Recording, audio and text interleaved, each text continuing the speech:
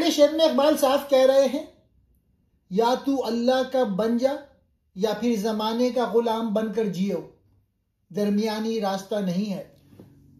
बंदगी खुदाई यानी खुदा की बंदगी। इकबाल के नजदीक अल्लाह की सच्ची बंदगी दरअसल इंसान को तमाम दुनियावी जंजीरों से आजाद कर देती है। जब इंसान सिर्फ एक खुदा के सामने झुकता है तो उसे हजारों बुतों यानी खौफ, लालच, अहदे के सामने झुकने से निजात मिल जाती है। यही वो बंदगी है जो इंसान को खुदाई यानी वकार और सरबुलंदी अता करती है। तो पहले मिसरे की जो गुलामी है वो है अल्लाह की बंदगी। ये इंसान को इज्जत, वकार और बुलंदी देती है, यही खुदाई बंदगी है। अब दूसरी गुलामी क्या है, वो दूसरे मिसरे वाली है।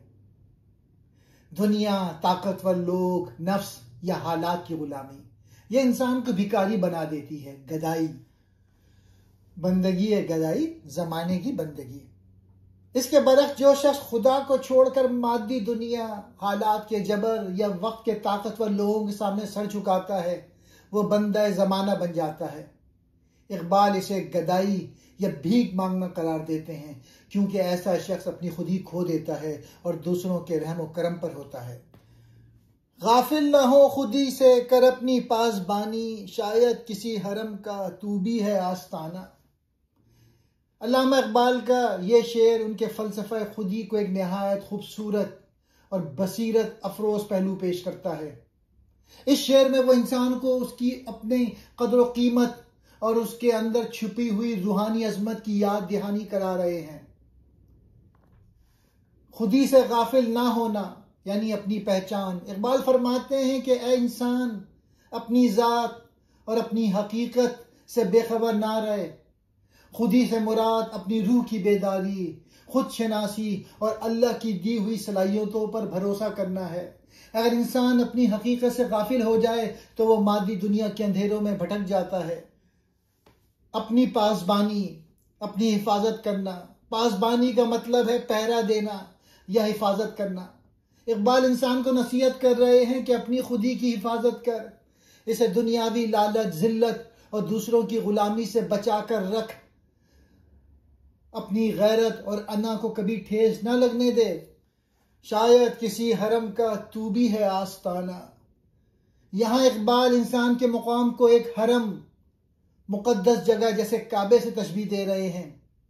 वो कहना चाह रहे हैं कि अल्लाह ने इंसान को अपना नायब बना के भेजा है और मोमिन का दिल अल्लाह का घर है। अगर तू अपनी खुदी को पहचान ले और उसे पाकीज़ा रखे तो तेरी ज़ात भी किसी मुकद्दस मुकाम की तरह मोहतरम बन सकती है, जहां अनवर इलाही का नुज़ूल होता है। हरम यानी दीन, हक, सच्चाई, आला मकसद। आस्ताना वो दरवाज़ा जहां से लोग अंदर दाखिल होते हैं। अगर तू अपनी खुदी को पहचान ले तो तू खुद भी दीन और हक का मुहाफिज बन सकता है। इकबाल इंसान को बता रहे हैं अपनी पहचान, इज्जत नफ्स, ईमान और मकसद ज़िंदगी को ना भूलो। अपनी सोच, किरदार, ईमान और आमाल की हिफाजत करो। खुद ही कमज़ोर हो जाए तो इंसान दूसरों का गुलाम बन जाता है। ऐ इंसान, मुमकिन है तू भी किसी बड़े मकसद, किसी मुकद्दस मिशन या किसी अजीम निज़ाम का दरवाज़ा हो। यानी अल्लाह ने तुझे आम नहीं बनाया, तू किसी बड़ी जिम्मेदारी के लिए चुना गया है। इंसान ज़मीन पर अल्लाह का नायब है, इसलिए उसकी जिम्मेदारी बहुत बड़ी है। और आखिरी शेर में इकबाल कह रहे हैं, ए ला इलाह के वारिस, बाकी नहीं है तुझ में गुफ्तार दिल बराना, किरदार काहिराना। ए ला इलाह के वारिस यानी इस कलमे के मानने वाले, जिसका मतलब है अल्लाह के सिवा किसी की गुलामी नहीं। बाकी नहीं है तुझ में गुफ्तार दिल बराना, यानी अब तुम्हारी बातों में वो मिठास, सच्चाई, हिकमत और असर नहीं रहा जो पहले मुसलमानों की गुफ्तगू में हुआ करता था। किरदार काहिराना यानी वो मजबूत, बावकार और गालिब किरदार भी तुम्हें बाकी नहीं रहा जो जुल्म के खिलाफ खड़ा हो और हक के लिए डट जाए। तुम ला इलाह का नारा तो लगाते हो, मगर इसका असर तुम्हारे किरदार और अमल में नजर नहीं आता। ये इकबाल का शिकवा है। ला इलाह का असल तकाजा खौफ सिर्फ अल्लाह का, उम्मीद सिर्फ अल्लाह से, झुकना सिर्फ अल्लाह के आगे, बातिल के सामने डट जाना। जब ये सिफात ना हो तो ला इलाह सिर्फ अल्फाज रह जाता है। ला इलाह का वारिस वही है जिसकी ज़बान में सच हो, जिसके किरदार में जुर्रत हो। इकबाल मुसलमानों को मुखातिब करके कहते हैं कि तू इस तौहीद ला इलाह का वारिस है जिसने दुनिया से बातिल का नाम और निशान मिटा दिया था। यानी तेरे पास वो अजीम विरासत है जो इंसान को अल्लाह के सिवा हर ताकत से बेखौफ कर देती है। लेकिन अफसोस कि तूने सिर्फ कलमा पढ़ा, इसे रूह में नहीं उतारा। गुफ्तार दिल बराना, दिल जीत लेने वाली गुफ्तगू। तारीख गवाह है कि मुसलमान का इखलाक और उनकी गुफ्तगू ऐसी शीरीं और दिल नशीन थी कि दुश्मन भी उनके गर्विदा हो जाते थे। गुफ्तार दिल बराने से मुराद वो नरमी, सच्चाई और मोहब्बत है जो तबलीग दीन का असल हथियार थी। इकबाल कहते हैं अब तुझ में वो इखलाकी मिठास बाकी नहीं रही।